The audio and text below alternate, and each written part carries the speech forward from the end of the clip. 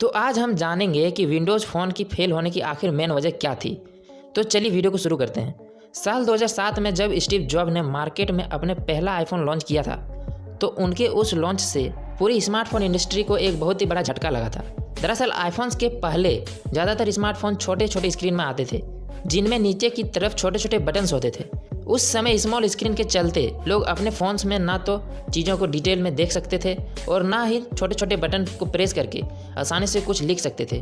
और इस तरह की छोटी छोटी प्रॉब्लम्स की सॉल्यूशन के लिए आईफोन को मार्केट में उतारा गया था, जो उस समय के हिसाब से एक बेहद बड़ी और हाई क्वालिटी टच स्क्रीन के साथ मार्केट में आया था। और स्टीव जॉब ने जैसा सोचा था ठीक वैसे ही आईफोन उस इंडस्ट्री में एक गेम चेंजर साबित हुआ।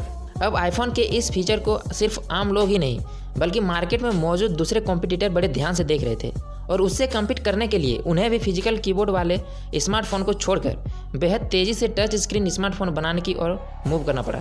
यहाँ तक कि गूगल, जो पिछले 2 साल से एक क्वेरी कीबोर्ड वाले स्मार्टफोन पर काम कर रहा था, उसे भी अपने वो प्रोजेक्ट को बंद कर एक टच स्क्रीन स्मार्टफोन बनाने पर काम शुरू करना पड़ा। और इस तरह लगभग 1 साल के बाद गूगल ने अपना खुद का स्मार्टफोन ऑपरेटिंग सिस्टम एंड्रॉयड को लॉन्च कर दिया।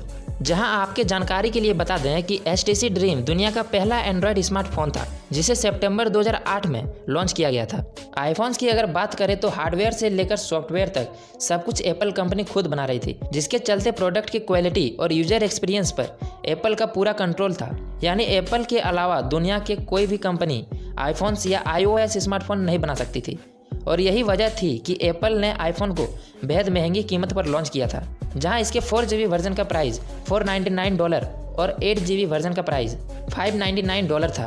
अब एप्पल, जो कि स्मार्टफोन कंपनी का किंग बन चुका था, उससे आगे निकलने के लिए गूगल ने एक डिफरेंट स्ट्रेटेजी अपनाया। दरअसल गूगल ने अलग अलग स्मार्टफोन मैन्युफैक्चरर के साथ पार्टनरशिप करना शुरू कर दिया, जिसके चलते अलग अलग कंपनी अपने स्मार्टफोन को गूगल के एंड्रॉयड OS पर लॉन्च करने लगे, जो कि आईफोन्स की तुलना में काफ़ी ज़्यादा सस्ते थे। इस तरह पूरी स्मार्टफोन इंडस्ट्री iOS और एंड्रॉयड के बीच बंट गई, जहां आईफोन ने प्रीमियम सेगमेंट और एंड्रॉयड ने बजट सेगमेंट को कैप्चर कर लिया। लेकिन तभी एंट्री होती है एक बड़े टेक जेंट माइक्रोसॉफ्ट कंपनी की, जिसके पास मोबाइल डिवाइस बनाने के मामले में गूगल और एप्पल दोनों से कई ज़्यादा एक्सपीरियंस था। दरअसल 1996 में बिल गेट्स ने एक मिनी कंप्यूटर को लॉन्च किया था, जिसे उस समय हैंड हेल्ड PC का नाम दिया गया था। ये हैंड हेल्ड PC असल में आज के स्मार्टफोन के जैसा ही था, जो कि physical query keyboard, 480x240 resolution touch screen, 4 MB रोम और 2 MB रैम के साथ आता था। ये मिनी PC विंडोज CE नाम के OS पर चलता था, जो कि विंडोज 3 की लाइट वर्जन में बनाया गया एक मोबाइल ऑपरेटिंग सिस्टम था। यही वजह थी कि साल 2000 के बाद अलग अलग मैन्युफैक्चरर्स अपने मोबाइल फ़ोन में इस OS का इस्तेमाल करने लगे, और इसीलिए साल 2003 में माइक्रोसॉफ्ट ने इस OS का नाम बदलकर विंडोज़ मोबाइल रख दिया। आपको जानकर हैरानी होगी कि साल 2006 से 2008 के बीच विंडोज़ मोबाइल का मार्केट शेयर करीब 15% था, जो कि उस समय नोकिया OS के बाद दूसरा सबसे बड़ा मार्केट शेयर था। लेकिन इस सक्सेस माइक्रोसॉफ्ट को इतना अंधा बना दिया था कि उन्हें आईफोन्स के लॉन्च होने से कोई खतरा ही महसूस नहीं हुआ। यहाँ तक कि उस समय के माइक्रोसॉफ्ट CEO स्टीव बॉलमर से जब आईफोन्स के बारे में पूछा गया तो उन्होंने उसका खूब मजाक बनाया। उन्होंने कहा कि आईफोन से उन्हें कोई खतरा नहीं है, क्योंकि फिजिकल कीबोर्ड ना होने की वजह से वो मार्केट में फेल होने वाला है।